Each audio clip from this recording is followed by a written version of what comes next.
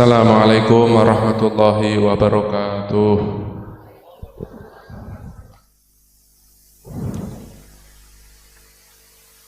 Alhamdulillah,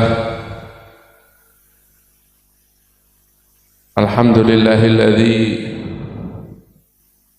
ja'alana wa akhtarana min talamidhi asy-Syaikh al-Mubarak Syekh Maimun Zubair rahimahullah ta'ala wa ja'alana tahta ri'ayatihi wa tahta ma'iyatihi wa narju minallah subhanahu wa ta'ala an yahsyurana ghadan yawmal ma'ad ma'ahu abadal abidin wa dahrad dahirin amin ya rabbal alamin. Assalatu wassalamu ala sayyidina wa habibina wa qurrati ayunina sayyidina Muhammad wa ala alihi wa sahbihi wa man tabi'ahum ila yaumil ma'ad, amma ba'd.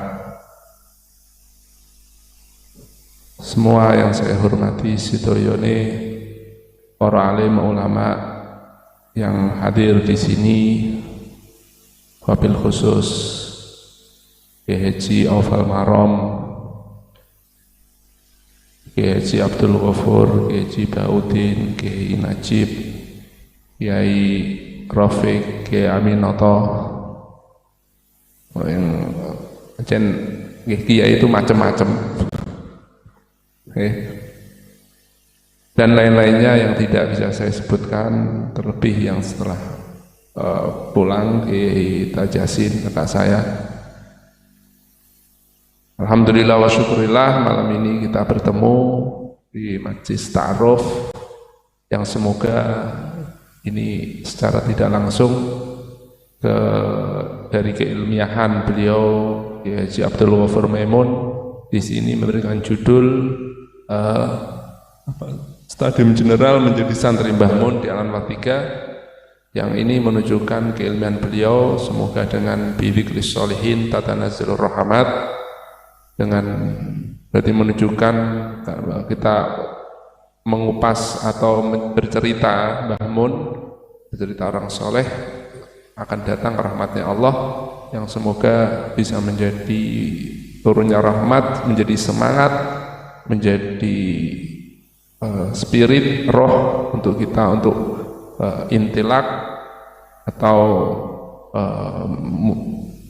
berlari menuju kemajuan-kemajuan, amin ya rabbal alamin.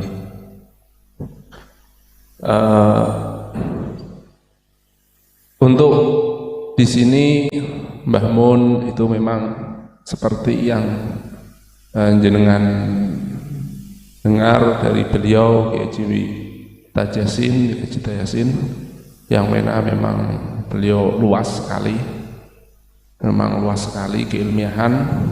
Saya sampai memang nggak bisa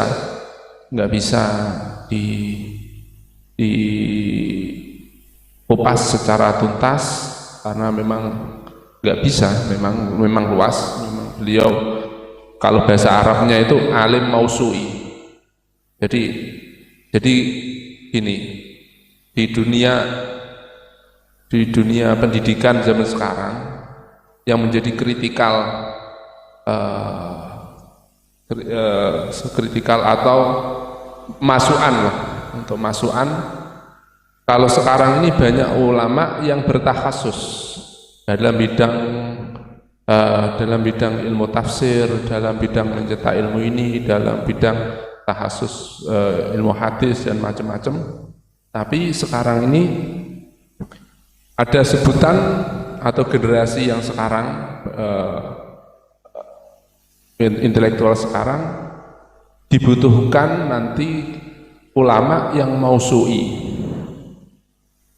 atau ulama yang ensiklopedia, ulama yang menjadi ensiklopedia dalam arti berbagai bidang menguasai, berbagai bidang beliau bisa. Hal ini juga disebutkan dalam dari dulu, seperti Ibnu Qutaibah, beliau muhaddis, ahli lughah, dan berbagai bidang beliau masuk. Beliau memang Mbah Mun, memang beliau ulama yang disebut bahasa Arabnya ini yang Mausu'i atau ensiklopedia. Akan tetapi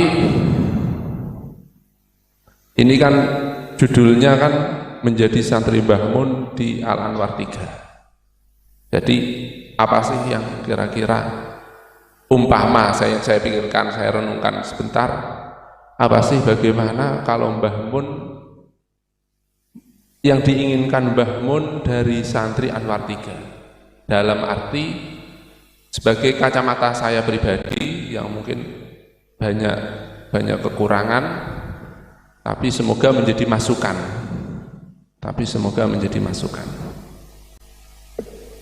Beliau Kiai Maimun Zubair ini yang kita pelajari, beliau ini satu semangat belajar. Dalam arti semangat belajar sampai usia sepuh beliau. Saya masih ingat di Mekah, dan bukan di Mekah tok. Beliau ini ketika singgah melihat buku atau kitab, ini beliau pegang, baca.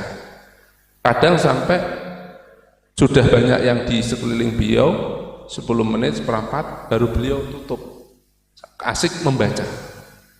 Saya mondok di Mekah 2004 sampai 2014. Setiap tahun alhamdulillah abah saya haji. Ya. Saya itu paling bejo mondok di jauh tapi dititi terus ya. Paling enak saya. Ya alhamdulillah, tapi ya gini, nggak begitu kuat seperti Kak Gofur, nggak seperti kuat seperti Gus Bahak dan lain-lainnya. Jadi saya melihat, saya belajar bahwa yang saya perhatikan, beliau ini semangat belajar beliau sampai sepuh. Kalau ada kesempatan nganggur atau apa, beliau membaca. Ibadah yang paling senang beliau membaca, baik itu Quran, kalau di rumah karena kiai atau kanjeng Nabi itu kan senang baca keadaan, harus baca Quran, harus baca berita, membaca kitab. Ini sangat-sangat kentara dari beliau. Ya. Kedua, beliau ini dengan berbagai kesibukan beliau yang menjadi saksi banyak, ini jelas Gus Bahak, beliau produktif menulis. Ini kan karena dalam koridor bagaimana sih dalam dunia pendidikan Mbah Mun, ini kan Anwar 3 dalam judulnya ya, santri Mbah Mun dan Anwar 3. Beliau dengan berbagai kesibukan sebagai kiai masyarakat, sebagai pengurus di Masjid Jami sama Kiai Rafiq. Dari waktu kecil saya melihat beliau itu ngitung uang kotak setiap Jumat, kotak amal. Dalam arti beliau ini aktif di Masjid Jami dengan berbagai kesibukan, tapi saya itu sendiri sampai heran. Pada waktu itu kan saya kan akhir-akhir menanginya kitab terakhir. Seingat saya abah itu nggak pernah nulis, nggak pernah ini banyak. Tapi kok muncul kitab lagi, muncul karangan lagi. Bahkan kemarin saya omongan sama kakak saya, Mustafa Akin, yang baru saya dengar, beliau ngarang khutbah itu, khutbah Jum'ah pakai bahasa Arab. Beliau kayak Mustafa Akin menjadi langganan, kepingin dari dulu sebelum jadi mantu sudah dekat sama Mbah Mun. Ini yang kepingin jadi mantu nanti dekat ya. Beliau masuk kamar, Allah kata kakak saya ke Mustafa, beliau nggak marah, Mbah Mun itu nggak marah, tapi tetap nulis. Beliau menulis itu jam 10 siang, 10 tua. Untuk khutbah, beliau menulis berbagai bahasa Arab hanya sebentar, dan itu sudah menjadi rutinitas. Berarti beliau dalam dunia penulisan, bahkan untuk khutbah berbahasa Arab, nggak sampai 1 jam atau berapa, langsung suruh ini baca, selesai, baca, sudah selesai. Jadi beliau mempunyai kecerdasan dalam menulis, mempunyai kecerdasan. Dan perlu diketahui bahwa menulis itu bukan tidak bisa hanya sekali. Kalau nulis jadi buku mungkin jadi, tapi sebagai penulis itu membutuhkan mumarosah atau seringkali. Nggak bisa jadi menulis sama penulis beda. Nah, ini beliau sudah menjiwai sebagai seorang penulis, ya. Lalu tambah banyak setelah saya di Mekah, ada karangan beliau bertambah-tambah, dan dengan berbagai kesibukan beliau, yang subhanallah, ya. Beliau lagi yang kita teladani. Beliau ini termasuk manhajnya Mbah Mun. Itu musola jangan sampai tidak ada kegiatan 5 waktu. Ketika beliau masih muda, masih mempunyai kekuatan, beliau ngaji itu 5 waktu. Mengajar selain di madrasah, itu ngaji 5 waktu. Dan ini mungkin jarang yang tahu. Karena ini dari Mbah Zubair. Mbah Zubair itu ngaji 5 waktu, tapi jarang yang tahu waktu beliau bertani itu jam 8 sampai jam 11. Jadi Mbah Zubair itu juga bekerja. Waktu kerjanya itu jam 8 sampai jam 11. Nanti jam 11 beliau mundur, pagi ngaji Jalalain sama Ihya. Nanti jam 8 beliau ke sawah sendiri, ke sawah turun sendiri, kecuali kalau banyak barang, banyak kerjaan baru manggil santri. Jam 8 sampai jam 11, siang nanti setengah 2, makanya Abah ngaji itu jam 2 juga, itu ikut Mbah Zubair. Asar, maghrib, isya ngaji lagi. Mbah Mun juga begitu, mengaji sampai 5 waktu. Ngaji sampai 5 waktu. Bahkan kalau kosong, bahkan puasa itu pernah kosong, kan di murid anak-anaknya ya, pada waktu itu sudah putra-putranya, ya dimarahi, kalau kosong dimarahi. Kalau saya terlambat dimarahi. Alhamdulillah ya, saya itu sekarang merasakan, alhamdulillah dimarahi, untung masih menangi dimarahi ya. Jadi senang. Begitu ditinggal beliau sudah terbiasa dimarahi, akhirnya tidak menjadi beban berat karena sudah terbiasa. Ya. Alhasil bagaimana semangat beliau belajar, mengajar dunia ini beliau sangat tinggi, sampai beliau ini untuk semangat belajar, sampai beliau ini mengatakan man izdada khusyu'an izdada jahlan, seperti apa? Ya. Sampai populer. Makanya ada yang kayak macam-macam lah ya. Ya. Man izdada khusyu'an izdada jahlan. Ini beliau sangat sering sekali. Karena menginginkan murid-murid beliau itu fokus atau 90% waktunya untuk, mungkin bisa dikatakan 90% untuk belajar. Ibadahnya untuk belajar mengaji. Terus ini saya kira yang perlu ingat-ingat, yang perlu diingat-ingat. Jadi satu, semangat belajar mengajar. Yang kedua,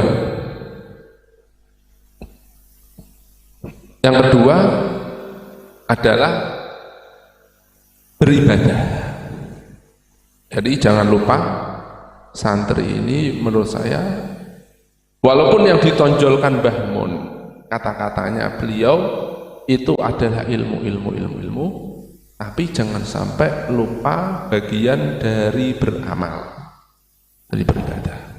Beliau memang, saya kira Mbah Mun itu tidak menyuarakan banyak atau tidak mengkampanyekan bahasa, karena saya ini masuk politik jadi bahasanya kampanye ya. Jadi tidak mengkampanyekan untuk beribadah banyak.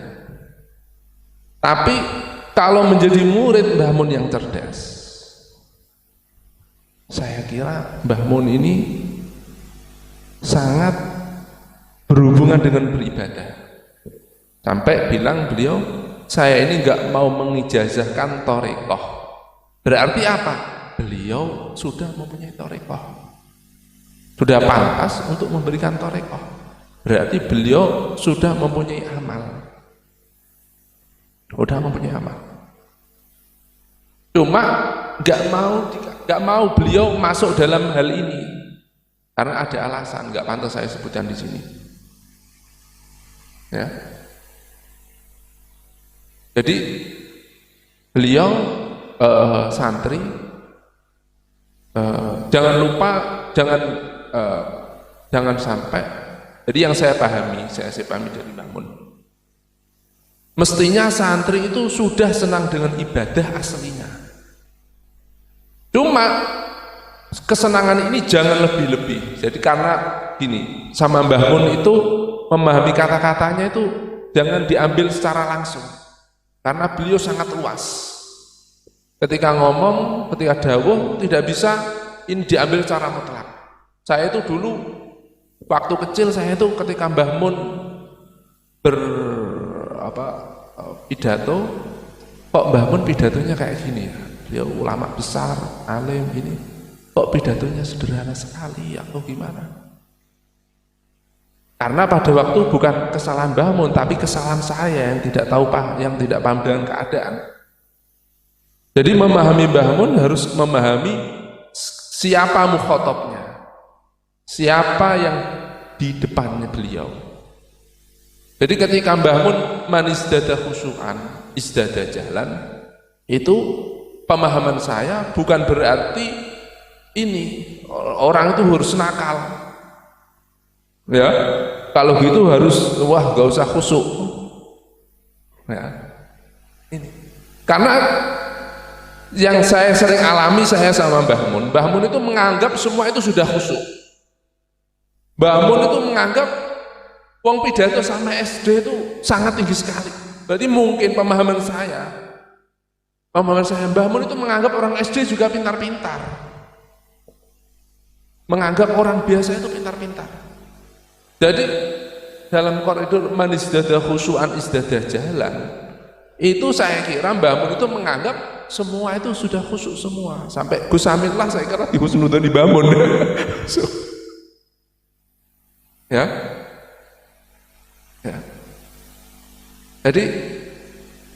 Jadi apalagi beliau nampak ketika setelah subuh mulai zaman dulu itu wiridannya pasti sampai sholat duha, nggak lepas. Belum ibadah sosial, belum ibadah lainnya. Ya, ini nggak patut saya banyak-banyak, langsung saya persingkat. Lalu, ya, jadi tadi itu beribadah haliyah beliau yang mengajarkan kita. Yang mungkin jarang yang tidak tahu, beliau ini banyak belajar dengan kiai-kiai sepuh sebelum beliau. Beliau dekat dengan ulama-ulama sebelum beliau. Yang hal itu seperti beliau Kayasin, kakak saya Kayasin mengatakan bahwa beliau di sama Mbah Mana dekat, di Mekah dekat, Mbah Bisri dekat. Sampai sama ulama, saya tuh kan alhamdulillah terakhir diberi taufik pada Allah. Alhamdulillah saya terakhir itu seneng sama Abah, duduk terus. Kecuali setahun setengah terakhir karena memang sudah nggak ada kursi di depannya. Anaknya nggak dapat kursi, saya nggak bisa duduk. Sulit, pokoknya banyak tamu lah, saya repot.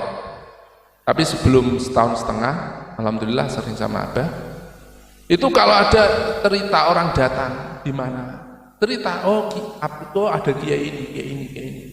Per daerah itu tahu kiainya.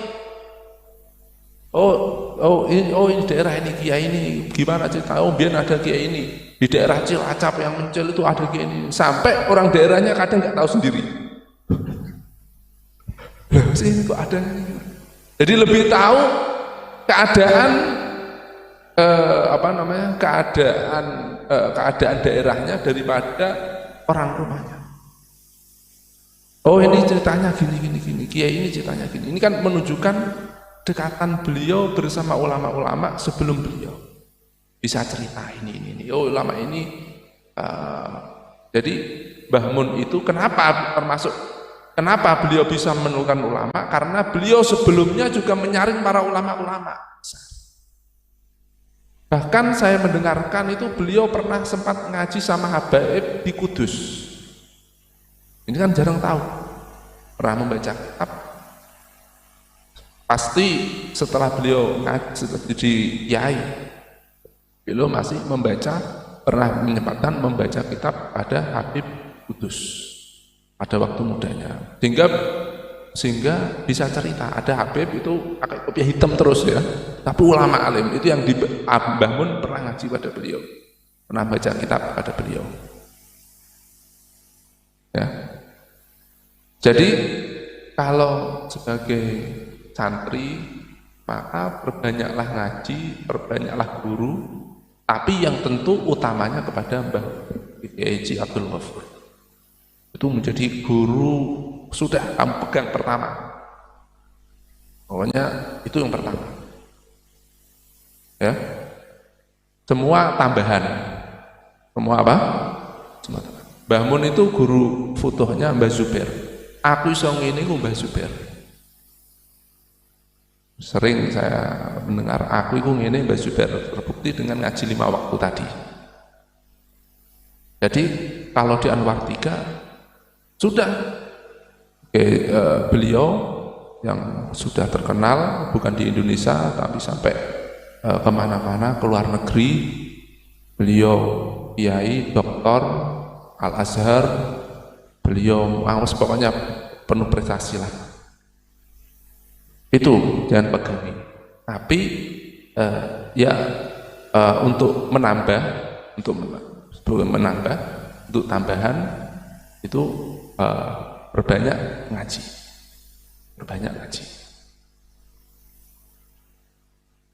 D terakhir keempat, saya menjadi santri Al-Anwar 3.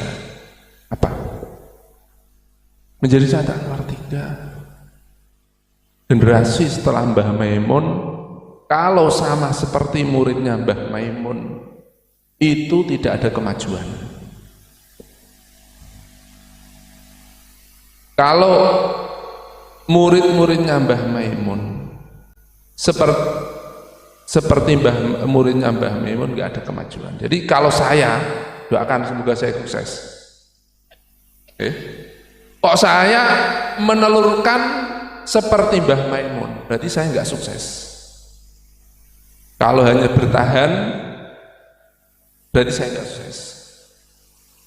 Mbah Mun menelurkan kader-kader emas. Dengan disarang tanya, yang mondok di Jawa ada Gus Bahak, Gus Amin.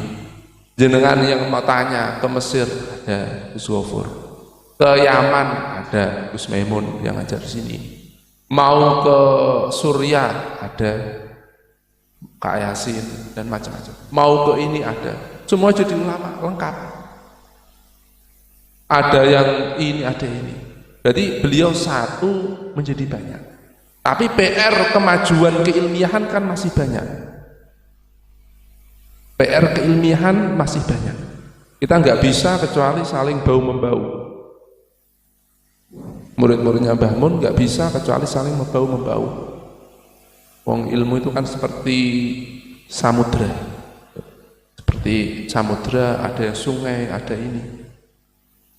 Jadi kalau generasi setelah Mbah Maimun ngaji di Saran masih seperti muridnya pada waktu itu masa Mbah Maimun, berarti nggak ada kemajuan, nggak bisa seperti yang nggak bisa meniru dengan Mbah Maimun. Mbah Maimun muncul, ada yang seorang gemar belajar ini, ada yang belajar tafsir, ada yang belajar fikih, ada yang masuk hadis, ada yang masuk ini. Tetapi sebagai penerus Mbah Maimun harus semua ini lini-lini ini harus terpenuhi. Itu baru muridnya Mbah Maimun. Ya, makanya karena saya masih hidup, berarti ini masa perjuangan saya, masih masa saya hidup, berarti masa perjuangan saya. Berarti tugas saya sekarang, kalau pengen meniru Mbah Maimun, saya dan kita semua murid Mbah Maimun harus mengeluarkan yang lebih dari itu. Tapi kalau sebagai muridnya, jangan di Anwar 3, jenengan harus lebih pintar daripada kami. Harus lebih pintar daripada kami. Kalau kita masih ada di Mesir, ada ini dengan berapa jurusan, jenengan harus semua jurusan terpenuhi. Itu yang saya kira perlu disampaikan. Semoga bermanfaat, semoga menjadi penyemangat, dan semoga kita diberi taufik oleh Allah Subhanahu wa taala segala kebaikan. Saya mohon maaf apabila ada kekurangan-kekurangannya. Assalamualaikum warahmatullahi wabarakatuh.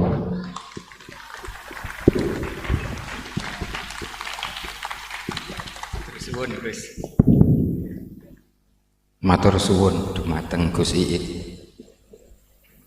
Ini terakhir Gus Bah. Ya Allah. Kalau yang Gus Yasin dari sisi kenegaraan, Gus Iit dari sisi ilmiah, Gus Bah dari sisi humaniora, dari sisi sentuhan hati manusia sesama manusia. Saya yakin di tempat saya itu desa sekali. Orang di atas gunung di Banyurip itu sowan yai merasa seperti keluarganya yai. Masih bisa dibuktikan. Dari yang mana lagi ketemu yai merasa dihormati yai seperti keluarganya yai. Sehingga setiap yang datang siapapun ditanya, aku ambek yai itu koyok keluarga nilasa Indonesia kok ngaku ngono kabeh. Jadi sangat diharapkan sisi humaniora, sentuhan-sentuhan kemanusiaan. Padahal di Banyurip itu tempat minyak ilegal itu, minyak apa ya? Kalau ada Pertamina di sana Pertamini, minyak ilegal itu sowan yai ya ditemoni yai, ditanya anakmu piro, wedhusmu ono sing mati apa ora, ya seperti itu, sehingga merasa dihormati, disentuh sisi kemanusiaannya, sehingga yai dimanapun orang didatangi yai itu bahagia. Seperti misalkan saya didatangi Gus Bah, bahagia rasanya. Cuman Gus Bah tidak mungkin ke tempat saya, tidak mungkin kelihatannya. Ada satu yang seperti persamaan yai dengan Gus Bah yang saya ingat, orang sowan yai itu selalu diterima dengan sepenuh hati. Siapapun yang sowan, pintu selalu dibuka. Tidak usah aturan protokoler, tidak. Yai hadir, yai sehat, yai apa? Orang sowan diterima dengan senang hati. Ini maziyah keistimewaan yang sangat tidak dimiliki oleh Gus Bah. Sepakat ya? Mau sowan Gus Bah itu ngalah-ngalahi sowan Kanjeng Nabi saja, disowani siapa saja mau. Apa iki sandure Kanjeng Nabi kira-kira? Saya sowan itu yang nemoni Gus Sabror.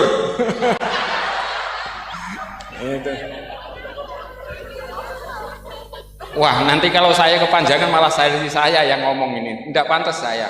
Monggo Gus sisi humaniora yai, orang selalu mengharapkan kehadiran Yai sebagaimana mengharapkan kehadiran beliau. Kita menghadirkan Yai di hati kita. Kita menghadirkan Gus Bahak di HP kita. Itu. Monggo Gus.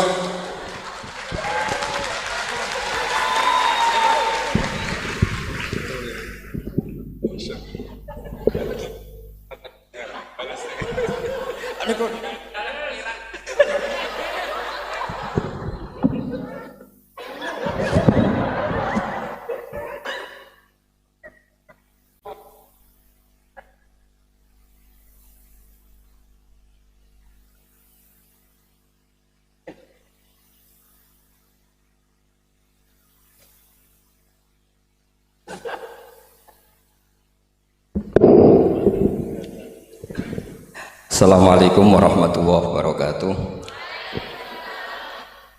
Bismillahirrahmanirrahim. Rabbi shrah li sadri wa yassir li amri wa hlul 'uqdatam min lisani. Allahumma shalli wa sallim ala habibika Mustafa Muhammadin wa ala alihi wa sahbihi ajmain. Amma ba'du. Yang sangat saya hormati, sangat kita hormati Kiai Haji Aufal Marom selaku Ketua Yayasan Al Anwar 3. Pimpinan sekaligus pengasuh Anwar 3 Kiai Haji Abdul Ghafur, wonten Gus Iid, Mas Najib, dan yang saya hormati semua dosen, adik-adik yang saya cintai. Saya ini alhamdulillah malam ini derajat saya naik senaik-naiknya. Karena seumur-umur saya ini hanya bangga punya guru Mbah Mun.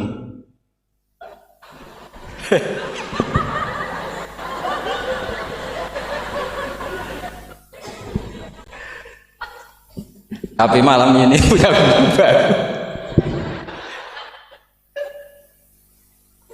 Nah ini sekaligus Pak dicatat oleh Ketua Yayasan Gus Aufal tadi, Pak Amin mengaku saya muridnya.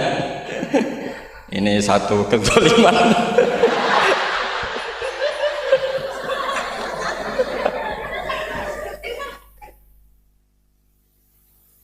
Jadi tapi saya senang ya, karena apa ya, ciri jadi wali itu harus mazlum dizalimi.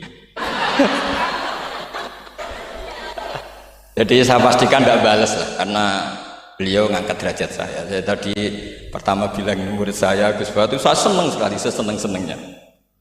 Karena baru ini malam tersial saya. Saya dulu masih ingat ketika Gus Najih di Mekah terkenal alim alamah karena ngarang kitab. Gus Yofur tahun pertama Mbah Mun muji-muji karena mumtaz di Al-Azhar. Jadi beliau-beliau ini heboh karena karir akademiknya. Kalau Gus Amin karena ngelepas kambing di musola.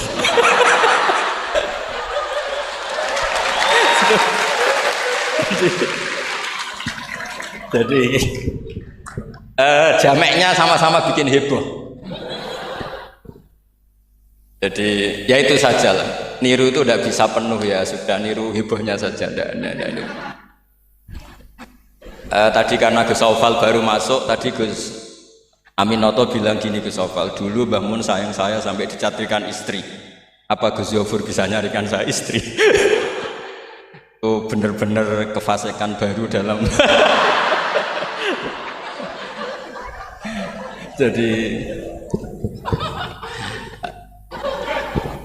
Jadi kita rileks saja karena ini apa ya, guyon itu bagian dari ibadah kelas tinggi. Ya ini betul, saya dulu mengkaji sama Gus Yofur seperti beliau tadi cerita. Di antara kegiatan beliau kalau malam belajar usul fikih, kita belajar bareng-bareng. Di antara pendapat usul fikih yang menyenangkan kita itu adalah mubah itu wajib. Dan itu saya kenang betul. Izma min mubahin ila wa yatahaqqaqu bihi tarku haramimma. Saya tahaqqaqu bisukun tarkul qat'i wa bisukut tarkul qadar. Itu pasti Pak Amin tidak bisa. Hafal sebanyak ini tidak bisa. Jadi dia itu pelarian karena ngapalkan nggak bisa, ya sudah gojlok saya. Tapi ya tetap tidak level lah, kira-kira gitu. Tidak level, jadi nggak level. Artinya begini ya, malam ini kita guyon nikmati suasana seperti ini dengan Gus Yofur, dengan Gus Aufal. Malam ini artinya kita ada dugem. Malam ini kita ada zina, ada dugem, tidak melihat hal yang maksiat. Jadi mubah itu tarkul haram. Tarkul haram wajib, meninggalkan haram itu wajib. Berarti fi'lul mubah juga wajib. Tapi mubah loh ya, bukan ngelepas kambing di musola. Kalau itu tidak wajib ya tidak mubah, haram. Tapi di pondok ada adat, kalau yang melakukan itu Gus itu makfu. Jadi kalau di bab najis ya najis makfu lah itu kira-kira. Artinya khazanah kita cukup untuk menganalisis itu. Saya memang di antara murid yang sering mengkaji Mbah Mun secara fikih. Saya pernah bilang di rumah dinasnya Gus Yasin, bagaimana beliau tadi menyinggung, ketika Gus Yasin diduetkan dengan Pak Ganjar, ini menjadi fikih abadi bahwa ada fikih besar, yaitu ulama tidak ada tradisi atau tidak boleh ada tradisi berhadapan-hadapan dengan umarok. Kita sama-sama berduet untuk kelangsungan bangsa ini secara damai dan bermartabat. Jadi nggak penting menurut saya Gus Yasin wakil gubernur apa Gus Yasin ketua DPR dulu, Kak Kamil ketua DPR, Gus Kamil. Yang menjadi penting bagi kita adalah fikih ini akan abadi. Itu juga ketika Gus Zufur sekolah sampai doktor bahwa ulama sealim Mbah Mun, putra Mbah Zubair tidak anti dunia kampus. Sehingga Gus Zufur sekolah ya sampai doktor. Juga beliau tidak anti khusyuk, tadi kata Gus Iid, khusyuk yang dimaksud Yai bukan terus khusyuk. Karena Yai sering menghentikan manis zada khusyuan zada jalan, terus ada orang kayak Gus Amin. Dia enggak khusyuk supaya enggak dikatakan bodoh. Itu memang cara beliau melawan makalah itu. Kalau beliau khusyuk kan nanti zada apa? Jalan. Maka pura-pura ada khusyuk, selain itu fakta terus ya sudah jadinya seperti itu. Saya itu sering meneliti fikihnya Mbah Mun mulai yang tadi. Kita masih ingat ketika Yai mau ketemu Bu Mega ketika mau haji, Yai tindak Jumat, ketemu Bu Mega itu Sabtu, beliau terbang Ahad. Di antara yang dihentikan ke santri-santri, kira-kira gini maknanya, besok saya ketemu Ibu Mega dan ini bagus supaya Indonesia damai karena ulama dan umaroknya ini satu kombinasi antara nasionalis dan religius. Beliau itu paling menghindari kalau Indonesia chaos kemudian ada dosa yakulu ba'dum ba'do. Kalau chaos itu mungkin potensinya saling bunuh, saling apa. Sehingga ketika melihat Mbah Mun ketemu Mega itu pikiran pertama saya adalah safkut bima, jangan sampai terjadi. Karena biatan pertama Al-Quran adalah wa itakhadna mitsaqakum la tasfikuna dima'akum. Dan itu beliau melakukan itu dengan cara yang sangat elegan. Ketemu orang yang benar-benar jadi aktor di Indonesia. Siapa yang nggak ngerti Mbah Mun aktor penting dalam perjalanan agama di Indonesia. Mega sebagai simbol nasional. Beliau dengan besar hati ketemu. Dan itu kita membaca fikih sebagai bentuk hiknan lidima'il muslimin. Upaya supaya Indonesia itu damai baik-baik saja. Saya tentu belajar banyak dari Gus Zufur ketika menafsirkan kenapa Al-Barjanji itu menjadi mujad. Kata Gus Zufur padahal karangan Al-Barjanji itu tidak besar-besar kayak Sayyid Zabidi yang ngarang. Karena ketika negara lain bingung ya, atau beliau bingung menemukan format Islam, masih perang, mencari bentuk ini Sunni atau apa, ribet perang. Indonesia itu terbangan. Betapa indahnya Indonesia, serah usah perang, terbangan. Gitu. Ya ini gejolak-gejolokan, ya rileks santai. Sampai saya tidak tahu ini kiai dari mana. Makanya ini sekaligus untuk mahasiswa baru, terminan dosen Anda ya mulai yang waras kayak Gus Zufur sampai yang kewarasannya kita tidak tahu tapi ya waras. Yaitu tadi Gus Zufur menambahkan Aminoto Setio Garwo. Saya tidak tahu itu tambahnya Gus Zufur apa ada di aktenya, nggak tahu saya. Tapi saya kenal Gus Amin itu lama sekali. Jadi saya tidak perlu cerita kalau beliau pernah ngaji saya karena nanti kasihan. Saya tidak perlu cerita itu karena saksinya lebih banyak beliau ngaji saya ketimbang saya ngaji beliau. Tapi itu cara beliau punya harga diri ya monggo itu kalau saya terima dengan lapang dada. Jadi beliau orang kedua setelah Mbah Nawawi yang ngaku saya sebagai muridnya. Tapi saya mau cerita yang agak serius, ini 5 menit tentang fikihnya Mbah Mun. Tadi Gus Said bilang termasuk yang tahu banyak tentang karangan Mbah Mun termasuk tentu saya, selain santri-santri yang saya pernah ditanya Mbah Mun ketika film Masjidin Nabawi ditanya, nah apa kowe Mbah Gofur kok ngotot aku seneng nulis. Saya bilang nanti biar cucu-cucu jenengan masih melihat naskah-naskah jenengan. Iya kata beliau. Saya masih ingat dawuh Imam Syafi'i, Al-Laits afqahu min Malik illa annahu daya'ahu ashab. Sebetulnya Imam Les itu lebih ahli fikih ketimbang Imam Malik. Padahal Imam Syafi'i itu muridnya Imam Malik, tapi fil fikih muji Imam Les. Al-Les afqahu min Malik. Illa annahu doya'ahu ashabu. Tapi sayangnya Imam Les ini murid-muridnya enggak ada yang benar. Karena tulisan-tulisan Imam Les ini tidak ditadwin, tidak dimudawwan. Maka kita tidak ingin Mbah Mun yang kita idolakan, kita gurukan, kemudian bukunya tidak mudawwan. Sehingga saya, utamanya tentu putra-putra beliau, mulai dari Gus Subab, Gus Najis semuanya, termasuk Gus Sofur, itu sangat menginginkan beliau itu memang mentadwin itu. Saya beri contoh misalnya begini, kepandaian Imam Les dibanding Imam Malik. Imam Malik ketika ditanya apa saja, sok ahli Madinah, juga kailu ahli Madinah, semuanya bilang ahli Madinah. Alasannya beliau Madinah adalah muhajiru Rasulillah, tempat hijrahnya Rasulullah SAW. Dan itu enggak ada yang memungkiri. Tapi ketika Imam Les mulai mengirimi surat ke Imam Malik, itu ditulis Sayyid Muhammad di Syariatul Wal Khalidah. Itu beliau, oke, Anda orang alim, saya ngakui Anda alim gini-gini. Tapi Anda ada yang lupa bahwa ashabu Rasulillah tafarraqu bil buldan. Ashabnya Nabi ini kemana-mana. Di Irak, di situ ada Sayyidina Ali, hidup di Najaf, diikuti oleh Abdul bin Mas'ud. Di Mesir ada Abdul bin Amr bin As, ada Amr bin As malah. Di Mekah ada ini. Dan semua mereka ini menciptakan satu kultur, dan kultur itu tidak sejengkal pun beda dengan yang ditanamkan Rasulullah SAW.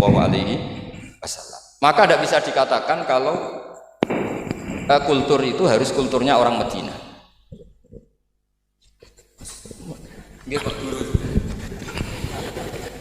Ini naik pangkat ini, seorang guru melayani muridnya. Ini juga cara beliau untuk mengalahkan saya di dunia wali. Jadi makanya pura-pura tawadhu. Nah, Al-Les afqahu min Malik. Beliau punya sekian contoh bahwa orang Irak itu tidak kalah kerennya lah kira-kira gitu. Tentang ukuran-ukuran sok, karena Sayyidina Ali di situ juga menciptakan kultur. Begitu juga Amr bin As dan beberapa sahabat yang tafarraqu fil buldan. Bahkan sesuai dunia yang saya tekuni termasuk ilmu qiraah, as-sakhul qiraati sanadan itu adalah Asim. Padahal Asim ini qari'un kufiyun. Kenapa? Karena setelah Imam Asim ada Abi Abdillah Abdurrahman As-Sulami, setelah itu Sayyidina Ali. Karena Sayyidina Ali sakanal Irak atau sakanan Najaf kalau istilah modern. Sehingga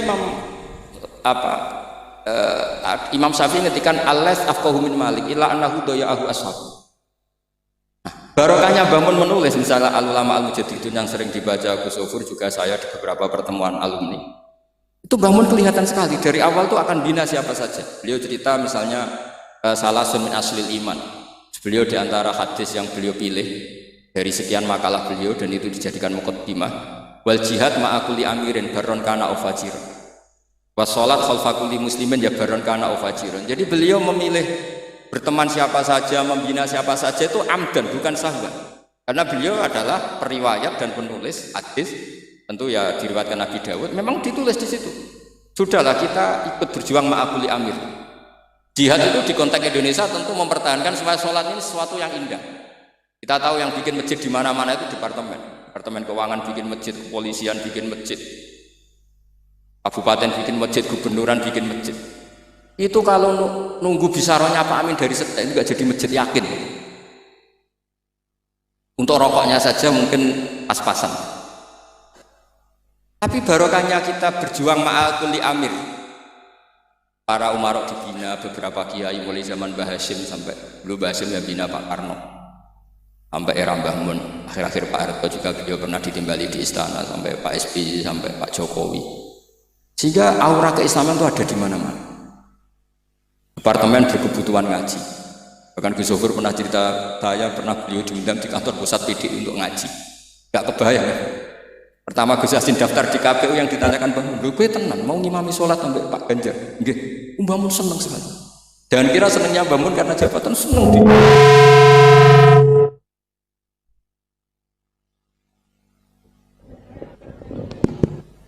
Jadi Mbah Mun ketika Gus Yassin cerita sholat tadi itu senang sekali.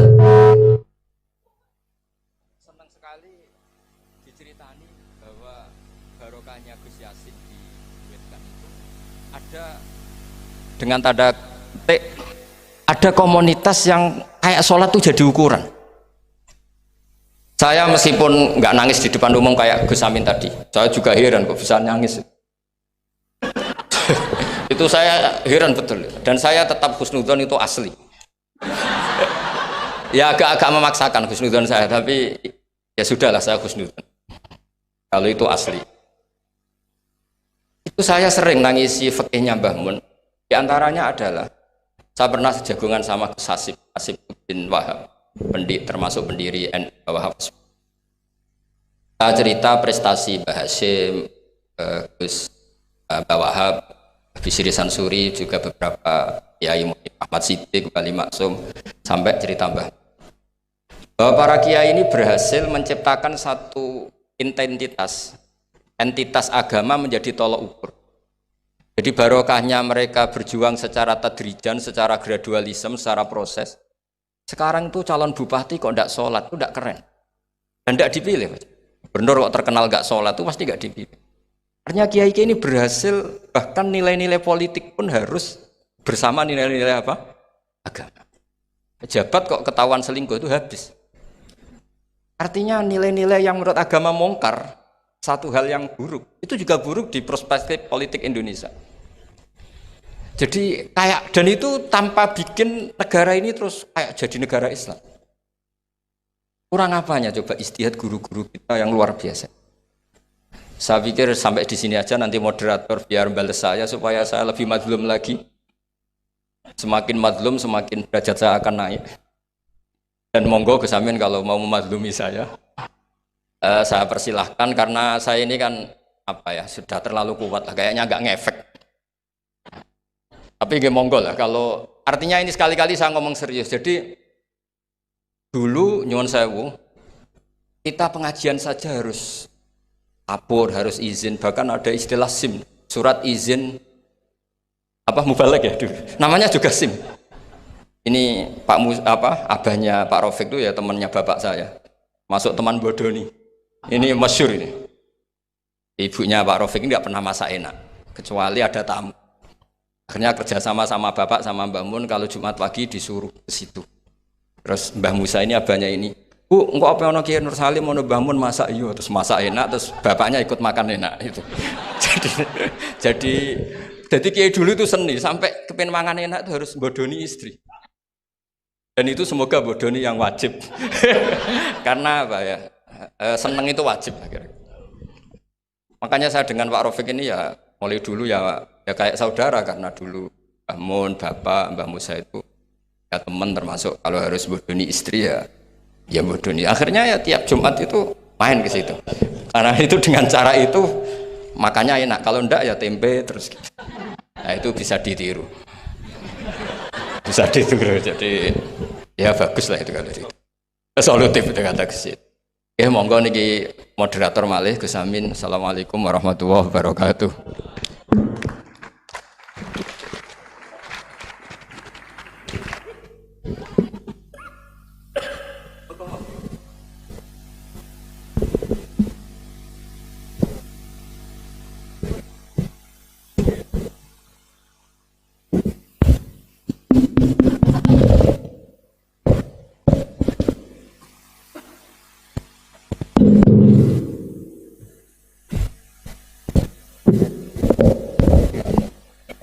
Terima kasih dumateng panjenenganipun Gus Bahak.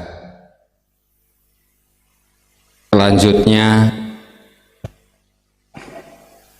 bagi sahabat-sahabat yang mungkin punya ganjelan, punya unek-unek, punya pertanyaan untuk disampaikan kepada panjenenganipun, saya persilahkan. Tolong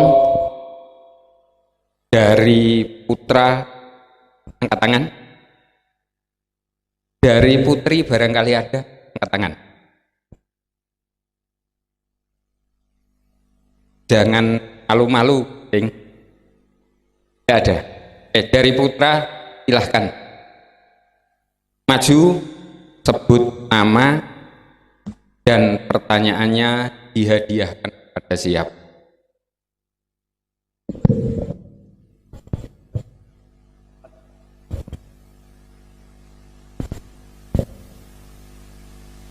Assalamualaikum warahmatullahi wabarakatuh.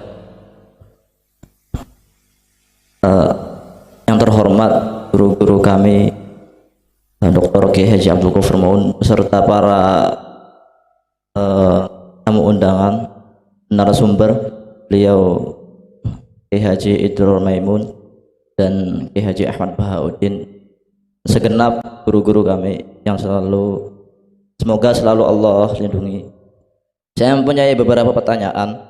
Nama saya A'anullah dari Indramayu. Saya memiliki beberapa pertanyaan. Sebenarnya ada 3, cuman yang satunya sudah dijelaskan oleh beliau, Kiai Haji Muhammad Idrul Maimun, tentang perkataan Mbah Yai yang izdada khusyu'an izdada jahlan itu. Kemudian duanya itu, yang pertama, bagaimanakah manhaj Syekhina Maimun Zubair dalam menjaga kualitas ilmunya sehingga beliau sebegitu alimnya gitu. Tadi Kiai Haji Idrul Maimun menerangkan beliau selalu belajar dimanapun, di dalam perjalanan juga. Nah, terus yang saya inginkan karakter yang seperti apa gitu dalam belajar beliau sehingga bisa selalu sukses gitu, selalu pengen belajar, selalu cinta ilmu seperti apa. Mungkin bisa contoh menggabungkan antara akal dan hati, itu kan kita perlu trik-trik gitu. Yang kedua, mungkin ini untuk pertanyaan ini ditujukan kepada beliau Kiai Haji Ahmad Bahauddin. Santri yang bagaimanakah yang dicintai, yang sangat dicintai oleh Syekhina Maimun Zubair? Mungkin cukup sekian pertanyaan dari saya. Apabila banyak kesalahan, mohon maaf yang sebesar-besarnya. Assalamualaikum warahmatullahi wabarakatuh.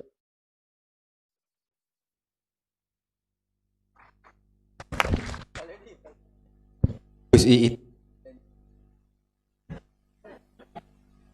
Monggo Gus. Terima kasih tadi pertanyaannya. Jadi yang untuk saya, bagaimana Mbah Mun dalam mencintai ilmu, ya, bagaimana bisa eksis mencintai ilmu. Seperti yang saya utarakan, ini kan karena kajian mempelajari biografi beliau. Jadi bagaimana beliau bisa mencintai ilmu dan terus-menerus mencintai ilmu. Dengan ilmu terus bertambah. Ya, saya kira yang saya pahami dari kehidupan beliau ini disenangkan ilmu oleh sosok Kiai Haji Zubair. Jadi dalam dunia akademisi, untuk mencari sebuah biografi itu harus mempelajari situasi dan kondisi zamannya. Karena itu yang akan mencetak sosok seseorang tersebut. Di sini kalau saya melihat dari beliau sendiri, satu, kecintaan pertama ditumbuhkan oleh sosok Kiai Zubair Dahlan, yang mana Kiai Zubair Dahlan memang suka ilmu, menelurkan seperti Ahmad Sahal, seperti dan banyak orang lah. Termasuk, jadi yang saya sayangkan itu di Indonesia ini orang posonan, orang puasa, ngaji poso itu tidak, seakan-akan tidak murid, tidak dianggap murid. Padahal semestinya ana abduman alamani walau harfan wahida, kata Imam Ali. Dan masyayikh saya, orang yang mendengarkan ceramah saja itu sudah dibilang saya mengaku saya murid. Masaya-masaya hada syekhu, hada syekhi, hada syekhi, hada syekhi. Kalau saya melihat para masaya-masaya yang saya lihat, beliau tidak pernah mengaji kecuali ya ngaji-ngaji sekali, dua kali hadir majlisnya atau ceramah-ceramahnya sudah dibilang hada syekh, sudah bilang hada syekh. Jadi alhasil kembali ada satu Mbah Mun itu bisa cinta Mbah Zubair ya tadi ya. Mbah Zubair banyak ternyata muridnya Mbah Zubair itu yang lewat posonan. Termasuk Kiai Mahrus Lirboyo, Gus Dur, Kiai putra-putra Jombang dan lain-lain. Itu sudah mengalir dalam hadis tuba liman ro'ani au man ro'an. Karena termasuk kata guru saya, Syed Ahmad bin Muhammad Al-Maliki Hafidhahullah, orang itu tidak mungkin baik kecuali pasti melihat yang baik. Orang itu tidak bisa lewat kitab, lewat membaca, lalu menjadi seorang yang hebat tanpa melihat sosok yang memang hebat. Makanya saya sini ingin menyampaikan, kalau kepingin lihat Mbah Mun, lihat muridnya. Ada yang serius, alim, ada kayak Gus Baha, alim, ada yang lucu, Gus Amin juga alim, ya kan? Jadi orang itu kepingin melihat orangnya bagaimana, lihat muridnya bagaimana. Dengan berbagai macam pinter-pinter.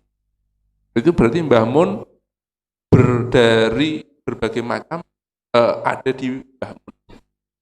Alhasil cuma pertama bibit keilmiahan itu dari Mbah Zubair yang saya tadi ucapkan 5 waktu mengaji, muridnya beliau Mbah Sahal dan beliau Gus Baha juga banyak muta'athir dari Mbah Zubair, ngambil dari sisi-sisi kefikihan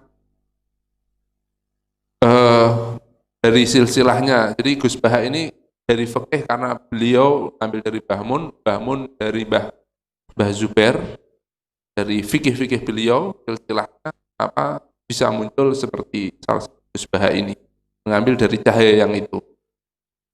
Jadi dari satu itu diteruskan beliau dengan tadi itu yang banyak tidak terungkap di sosok Mbah Mun, yaitu belajar 1 kali, 2 kali. Bahkan saya pernah mendengar, saya itu pernah mondok di Tebu Ireng hanya 3 hari.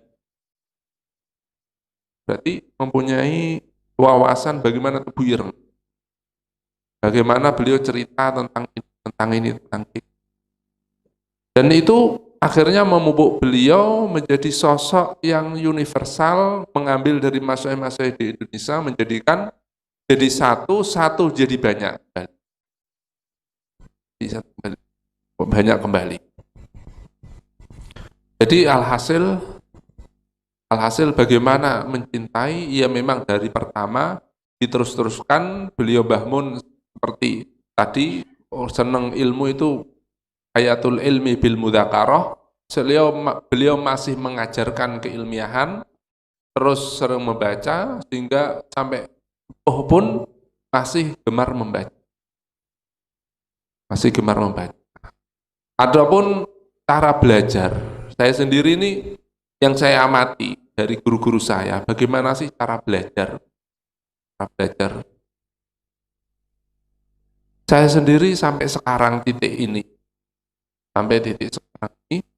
yang saya pandang dari guru-guru saya, bagaimana di realita orang belajar itu pokoknya ya ilmu semua itu dipelajari.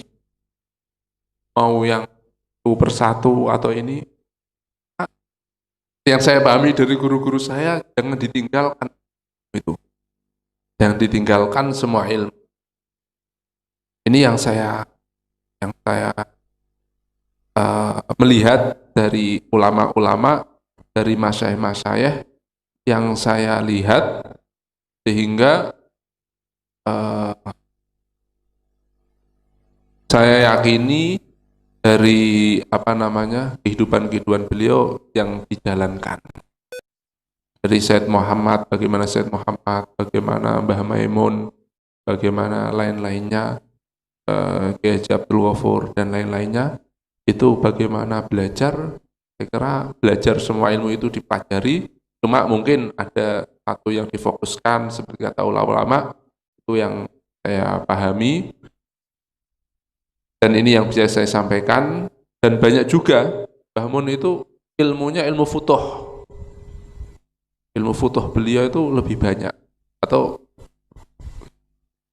banyak juga gitu, bilang luas juga, sehingga Mbah Mun itu ilmunya bagaimana, ya banyak yang ilmu futuh, seperti biasa dalam dunia ilmiah itu membuka ilmu baru, itu biasa, dan itu difutuh oleh Allah Subhanahu wa taala, banyak diberikan kepada Mbah Maimun. Ya.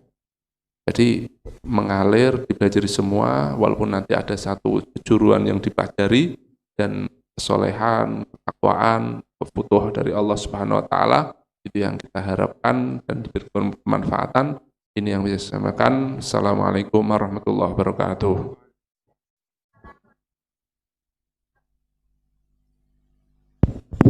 Selanjutnya, pertanyaannya untuk Gus Baha, saya ingin. Bagaimana kira-kira personifikasi santri yang dicintai oleh Romo Yai Maimun? Dumateng panjenenganipun tumonggo. Monggo Gus. Monggo teng mriki.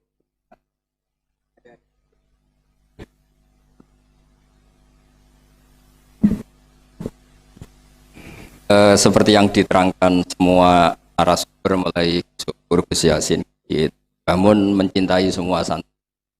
Saya ingat betul kalau doa ditambahi dan semua santri. Jadi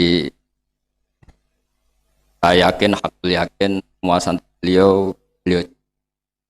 Ini tentu sesuai sabda Rasulullah Shallallahu Alaihi Wasallam, syafaati li ahlil kabair min umat. Saking baiknya Nabi, umat yang paling beling pun itu masih dapat jatah apa? Syafaat. Tapi kalau tanya yang dicintai fil ilmi, mungkin saya bisa jawab. Karena kalau secara mutlak nanti diskriminasi. Mencintai yang alim saja, yang khusyuk saja, nanti kasihan yang lain. Dan saya tidak akan salah tafsir dalam hal itu, karena itu ma'ruf, beliau mencintai siapa saja sesuai yang dikatakan Gus Zofur tadi mulai Gus Yasin. Saya punya pesan sama santri-santri di Al-Anwar 3, tidak perlu kecil hati. Jadi saya masih ingat setiap acara di sini, saya alhamdulillah sering hadir, dan Yai juga pasti hadir. Beliau ngendikan di sini lama sekali. Mulai proses mendirikannya sampai setiap acara tahunan, kadang 2-3 kali juga beliau rawuh.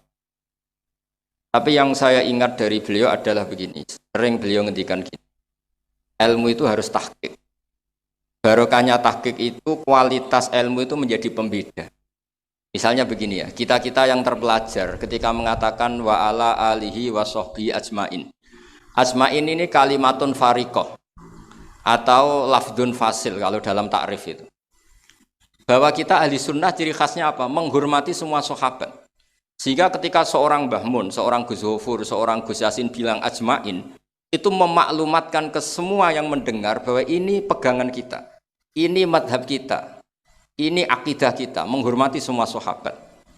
Khilafama alaihi syiah, tentu itu beda syiah yang akramu sahabian wa ahanu sahabian akhar. Sehingga barokahnya kualitas itu kita tahu, mengatakan ajma'in ini tidak main-main. Sehingga saya itu kalau muqaddimah khutbah, tidak sepanjang Gus Amin tadi, saya yang umum saja.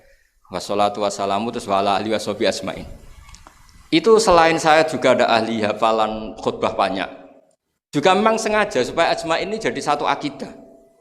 Bahwa prinsip ahli sunnah ciri khasnya apa? Menghormati semua sahabat. Sehingga ajma ini, nah mungkin orang-orang awam juga bilang ajmain. Enggak apa-apa meskipun mereka enggak paham. Tapi tetap itu jadi maklumat bahwa Islam Indonesia rata-rata ahli sunnah wal jamaah dicirikan dengan menghormati semua sahabat.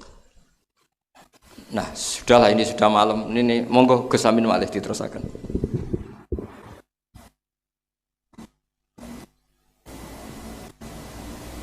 Tam.